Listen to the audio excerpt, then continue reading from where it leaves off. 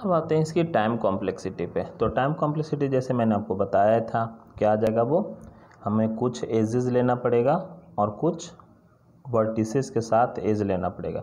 तो टोटल उस हिसाब से देखोगे तो अगर कंप्लीट करना है किसी ग्राफ को तो v² लगेगा, और अगर स्पैनिंग ट्री लेना है तो डैट इज़ द b-1। इसी तरह से वर्स्ट केस अगर देखोगे तो order of e log v। ठीक है, अब आते हैं प्रीम्स एल्गोरिदम पे। प्रीम्स एल्गोरिदम क्या बोलता है, वहाँ पर जैसे हमने क्या लिया था कि first minimum edge weight of the entire graph, पूरे ग्राफ में जो भी आपका इंटायर मिनिमम एज वेट था आपने वो लिया था। बट प्रीम्स एल्गोरिदम क्या बोलता है कि it has the property that edges in the set a always form a single tree. जाहिर सी बात है, सिंगल ट्री तो बनेगा। Initially tree starts from a single root vertex and grows until the tree span all the vertices। इसका मतलब ये क्या बोल रहा है कि आपको कोई एक ऐसा वर्टेक्स चूज करना है, कोई सा भी 1 2 3 4 5 से एडॉप्ट नन, कोई ऐसा वर्टेक्स चूज करना है, वहाँ से आपको एडजेसेंट वर्टेक्स के पास जाना है, और जो जाहिर सी बात है जो मिनिमम एज वेट होगा आप उसी को लेंगे एडजेसेंट में। मैक्सिमम को क्यों लेंगे आप, क्योंकि आपको MST चूज करना है। ठीक है, तो अब देखते हैं, सपोज करिए आप यहाँ पर है, ठीक है, कोई भी जो मिनिमम आप मिनिमम ले लीजिए। हमने क्या किया, 5 से चलना स्टार्ट किया। ठीक है, तो 5 से मिनिमम कौन है, एक तो 50 जा रहा है, 30 जा रहा है, 20 जा रहा है, तो आप क्या करेंगे 5 से 4 आप चूज करेंगे। तो हमने क्या चूज किया, 4 to 5 20। उसके बाद 4 to 5 दोनों एडजेसेंट वर्टेक्स के बाद, चाहे 4 से चाहे 5 से। ठीक है, अब दोनों में मिनिमम कौन जा रहा है, एक तो 40 मिनिमम जा रहा है, ठीक है, और एक आपका 60 मिनिमम जा रहा है। ठीक है, और एक आपका 30 मिनिमम जा रहा है। तो 40 और 60 चूज करेंगे, नहीं चूज करेंगे, हम कौन सा चूज करेंगे, 30। तो हमने चूज कर लिया क्या, 30। इसी तरह से जब आगे चलेंगे तो हमें ऐसा साइकिल चूज करना है कि हमें ऐसा एज चूज करना है कि जिसमें कोई साइकिल ना बने। तो जैसे आप 2 से 4 के बीच वाला चूज करोगे, ये वाला वर्टेक्स 40 वाला, 2 से 4 40 वाला, तो क्या हो जाएगा, यहाँ पे साइकिल क्रिएट हो जाएगा। अब तो आप ये चूज नहीं कर सकते हो, आप ये चूज नहीं कर सकते। जैसे ही ये चूज करोगे तो क्या हो जाएगा, ये साइकिल क्रिएट हो जाएगा, इसीलिए आप इसको चूज नहीं करोगे। तो जब इसको चूज नहीं करेंगे तो जाहिर सी बात है, मेरे को तो पता है कि हर बार हर वर्टेक्स को चूज करना है, तो सिर्फ और सिर्फ एक ही एलिमेंट बच रहा है ऊपर जाने के लिए। ध्यान से देखिएगा, 2 से 1 जाने के लिए, डैट इज कॉल्ड द 70। तो आप क्या करोगे, ये 70 ये वाला आप चूज कर लोगे और एलिमेंट को आगे बढ़ा दोगे। तो इससे ये पता चलता है कि चाहे आप डायग्राम क्रूस्कल से बनाए, चाहे प्रिज्म से बनाए, चाहे क्रूस्कल से बनाए, इट मे बी कि जो MST होगा may be different, but cost जो होगा वो क्या होगा, सेम होगा। हमेशा याद रखिएगा, दोनों का जो कॉस्ट होता है वो क्या होता है, सेम होता है। ठीक है, सेम। इसी तरह से तो जो प्रीम्स एल्गोरिथम है वो क्या करता है कि वो एडजेसेंट प्रॉपर्टी को सेटिस्फाई करता है। एडजेसेंट प्रॉपर्टी मतलब क्या हो गया कि जैसे सपोज करो कि हमने कोई एज लिया, जैसे एज लिया 4 से 5 के बीच में, तो अगली बार जो भी एज बनेगी वो ये 4 या 5 में से कोई एक को साथ ही लेके बनेगी। जैसे 5 या 6 बन सकती है, ठीक है, फिर जो अगली एज बनेगी वो 6 से 9 बन सकती है, अगली एज बनेगी वो 9 से 11 बन सकती है।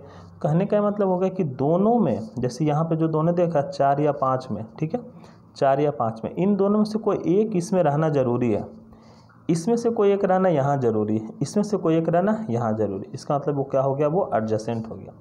बट ध्यान से देखिएगा, इस केस में, नीचे वाला केस में 4 से 5 में तो है, तो 4 से 5 क्या दोनों एजेस में से कोई यहाँ पर है, नहीं है, तो इसका मतलब क्या हो गया, वो नॉट एडजेसेंट हो गया। सेम इसी तरह से ये क्वेश्चन है, इस क्वेश्चंस को मैं आपको बताऊंगा कि इसमें भी आपको प्रिम्स और क्रूस्कल से बनाना।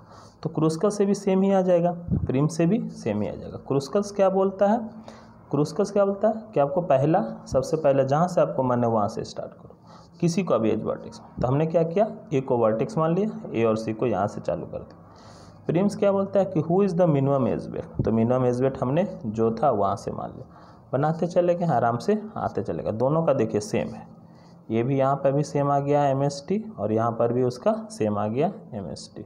ओके, ये तो एडजेसेंट करने के लिए, ठीक है, एडजेसेंट है या नहीं है, ध्यान से देखिएगा, एडजेसेंट ही रहेगा। जैसे ए से सी, सी से एफ, एफ से डी और सी से ही बी और बी से ई एडजेसेंट भी है, बिल्कुल है। क्यों? क्योंकि एक भी ऐसा लिंकिंग नहीं है जो ब्रेक हो रखा है, ठीक है। तो क्या हो गया, ये एडजेसेंट हो गया, ठीक है।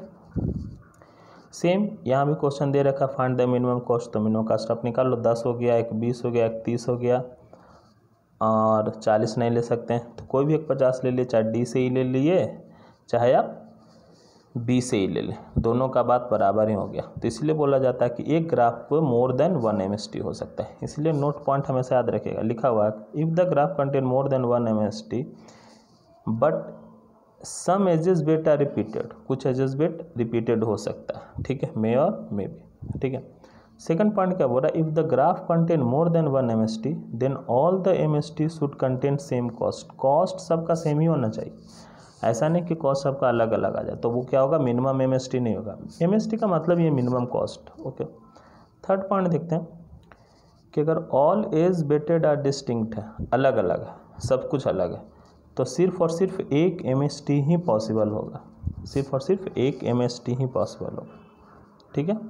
नाउ नेक्स्ट पॉइंट देखते हैं, in the given graph if at all some edge weight are repeated we make at 1 or more MST और may not 2 MST, ठीक है। एक ही बना सकते, दो नहीं बना सकते, ठीक है। अगर कोई ग्राफ आपका पूरा का पूरा चला गया तब भी अगर आपका MST क्रिएट नहीं हो रहा है, इसका मतलब क्या है कि वो ग्राफ क्या आपका डिस्कनेक्टेड ग्राफ है, ओके। चलिए ठीक है, अब आते हैं single source shortest path problem में। Single source shortest path problem क्या बोलता है कि आपको इसमें जो आपका जो सिलेबस है उसमें सिर्फ बेलमैन फोर्ड एल्गोरिदम पढ़ना है, ठीक है। ध्यान से देखिएगा बेलमैन फोर्ड एल्गोरिदम आया क्यों। देखिए single source shortest path problem भी आपका वही है, एक तरह से MST के बारे में बताएगा, लेकिन इसमें मिनिमम जो अगर सपोज करें कि इसमें मैं निगेटिव बेट दे दूं किसी भी वर्टेक्स में, तो प्रिम्स और क्रूस्कल इसको फाइंड नहीं कर पाते थे, ठीक है। प्रिम्स और क्रूस्कल इसको फाइंड नहीं कर पाते थे, कब, जब आपका एज बेट निगेटिव आ गया। तो उन्होंने क्या किया कि एक एल्गोरिदम बाद में आया that is called bellman Ford, ठीक है। याद रखने के लिए आप कैसे करेंगे, बेलमैन N से निगेटिव, ठीक है। इसका मतलब ये निगेटिव एज बेट साइकिल के लिए था ये, ठीक है, निगेटिव एज बेट साइकिल के लिए था ये, ठीक है। ओके आगे बढ़ते हैं।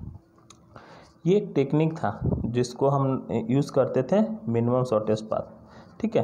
तो डिस्कास्टास एल्गोरिदम आप पढ़ेंगे डा में, ठीक है। तो यहाँ से नोट है बस कि Dijkstra algorithm each edge is relaxed once and in Bellman Ford each edge is relaxed many times, ठीक है। इसका मतलब ये लूप को भी कवर करता है बेलमैन, ठीक है। इसका मतलब क्या करता है, ये लूप को भी कवर करता है। कैसे करेगा अभी देखेंगे, ठीक है। ओके ध्यान से देखिएगा, सपोज करिए कि हम इसी लूप में चल रहे हैं 50-60, ये जो लूप है यहाँ पे ये वाला लूप में हम चल रहे हैं, ठीक है। हमने क्या किया कि A से C के बाद आया, C से E से C, क्यों, क्योंकि ये डायरेक्टेड एज बेट है, ठीक है। प्रिम्स और क्रूस्कल्स में डायरेक्टेड एज बेट नहीं था, आप किसी से भी किसी के पास जा सकते थे, बट बेलमैन फोर्ड क्या होता है और डिस्कास्टा क्या होता है, ये डायरेक्टेड ग्राफ में भी यूज़ होता है, ठीक है। तो अब C से गए, C से E के पास आ गए, E से C के पास गए, फिर C से E के पास आ गए, तो हम क्या करें, सपोज करो अगर इसी में घूमते रह गए तो हमारा जो बेट है C का स्टार्टिंग में 0 से 20 के गए, तो इस यहाँ पर तो 20 था, लेकिन धीरे धीरे घटते घटते इनफाइनाइट के पास चले गए। तो ये जो हमारा जो साइकिल हो जाता है, इसमें हम अपनी जो वर्टेक्स की जो वैल्यू है वो क्या करते हैं, इसमें गिरा देते हैं, ठीक है। तो इस कारण हम क्या करते हैं, इसमें निगेटिव एज बेट साइकिल आ जाती है, ठीक है। डिस्कास्टाज आपको पढ़ना नहीं है, ठीक है, वैसे बता देते हैं, डिस्कास्टा भी आपको बता ही देते हैं, ठीक है। ये सारे के सारे जो भी डिस्कास्टाज हैं ये क्या है, एक single source shortest path problem है। इसमें क्या करता है कि जिसमें all edge have non negative weight, Dijkstra में यही चीज़ है, नॉन निगेटिव होना चाहिए, यानी कि सारा का सारा पॉजिटिव वेट होना चाहिए, ठीक है। और जब पॉजिटिव वेट आ गया तो आप उसमें मिनिमम कैसे निकालोगे, ध्यान से देखना, आपका सारा का सारा डायरेक्टेड एज दे रखा होगा, ठीक है, और उसमें से हर पॉइंट पे सबका बेट दे रखा होगा। बेट देने के बाद जब आप किसी A से B, चाहे A से C, A से E, A से D, A से E, F, ठीक है, कभी भी आप किसी भी पॉइंट पे अगर आप नहीं गए हैं तो स्टार्टिंग में उसकी वैल्यू क्या हो जाएगी, इन्फानाइट हो जाएगी। इन्फानाइट होने के बाद जब आप ए से बी के पास जाएंगे तो बी की इन्फानाइट कैंसिल होकर ये जो 10 यहाँ पर जो 10 है, ये 10 कहाँ साइन हो जाएगा, यहाँ पे। सेम इसी तरह से जब ए से डी के पास जाएंगे तो 10 बी की वैल्यू कितनी हो गई, 10 और 3 ये वाला, तो डी की कितनी वैल्यू हो गई, 13 हो गई। तो हु इज़ द मिनिमम, कैसे मिनिमम चलेंगे, तो जाहिर सी बात है जब आप पूरा करके देखेंगे तो ये पाथ ही सिर्फ मिनिमम आ जाएगा। मतलब ये आपका फाइनल डेस्टिनेशन हो गया और ये आपका सोर्स हो गया। तो सोर्स से फाइनल तक जाने के लिए कितने सारे मिनिमम पाथ्स की जरूरत है, तो यहाँ सिंगल शॉर्टेस्ट पाथ, एक ही शॉर्टेस्ट पाथ है। एमएसटी तो बहुत सारा बनता है, कॉस्ट भी सबका सेम होता है, पाथ अलग अलग हो जाता है। जैसे आप अपने सिटी से कोई मार्केट घूमते हो, ठीक है, तो वहाँ पर एक ही मार्केट जाने में बहुत सारा गलियाँ लेते हो, ठीक है, but who is the best reliable, जहाँ आपको ज़्यादा घूमना ना पड़े, जहाँ आपको जैसे किलोमीटर तो चलो सेम पड़ा लेकिन घूमना तो पड़ गया। यहाँ भी किलोमीटर कुछ में सेम है लेकिन घूमना तो नहीं पड़ा, सीधे यहाँ आप गया बी से सीधे फाइनल डेस्टिनेशन पर। ओके, तो ये सारा चीज़ है, ये सारा निकलता है इस तरह से कि स्टार्टिंग में सारा का सारा आपको इन्फानाइट करना पड़ता है। फिर ए अभी ए पे है तो ए से बी के पास जाने में, ए से सी के पास जाने में, ए से डी के पास जाने में, ए से ई के पास जाने में, ए से एफ के पास जाने में कितने टाइम लगे, वो सारा का सारा क्या करते हैं यहाँ पे लिख देते हैं। फिर जो मिनिमम रहता है, इसमें से जो मिनिमम रहता है हम वहाँ पे चले जाते हैं, तो वो क्या होता है, ए से बी पे चले गए अभी हम, ठीक है। तो अब बी से देखेंगे सी, बी से डी, बी से ई, बी से एफ। देन उसी तरह से जो मिनिमम होगा वो मिनिमम को रिटर्न करा लेंगे, जैसे ए से बी और बी से एफ तक चलेगा। अब एफ से देखेंगे कि हु इज़ द मिनिमम, जैसे सब जगह पे, ठीक है। तो ये सारा पॉइंट हम देखें और जिस पॉइंट से जिस सोर्स से हम जाएंगे वो सोर्स को हम नीचे यहाँ पे लिखेंगे कि हम ए से गए। सेम इसी तरह बी से गए तो हर जगह बी से लिखेंगे। सेम इसी तरह सी से गए, सेम इसी तरह, और एफ ही फाइनल है तो एफ ही हम बाहर निकाल लें। अगर सी को बाहर निकाल देता हूँ फिर सेकंड से सी लिखते रहते हैं। ओके, चलिए इसका आ जाता है ये अभी तो आपने बाइनरी हीप वगैरह पढ़ा नहीं है, तो अगर आप ऐसे देखोगे, आप सिर्फ ये वाला देखो, अगर यूजिंग एरे आप अगर इसको टाइम कॉम्प्लेक्सिटी निकालना चाहते हो तो that will be the order of V square. Okay, अब आते हैं हैशिंग पे, ठीक है। तो हैशिंग के लिए नेक्स्ट चैप्टर पढ़ेंगे। ओके।